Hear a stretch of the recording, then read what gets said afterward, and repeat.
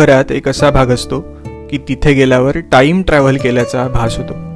तिथले अरुंद रस्ते, असणारी झाडं, घरांची रचना यामुळे जुनं शहर कसं होतं असेल याचं दर्शन आपल्याला होतं. आज मी रत्नागिरीतल्या अशाच भागात आलोय. हे झाडगावातलं श्री जोगेश्वरी म्हणजेच जुगाईचं मंदिर. नवरात्र असल्यामुळे मंदिरात उत्सव सुरू होता. स्त्रिया देवीची ओटी भरत होत्या.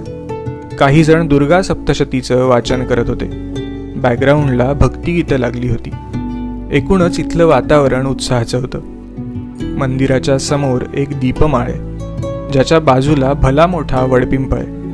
याची उंची आणि विस्तार बघून मनात विचार येतो की आयुष्यात किती जीवांना अन्न, निवारा आणि ऑक्सिजन या झाडांनी दिला असेल. आणि मग जाणवतं की मातृत्व आणि दातृत्व हे गुण कधीही एकमेकांपासून वेगळे होत नाहीत आणि या झाडांच्या अंगी हे दोन्ही गुण दिसून येतात.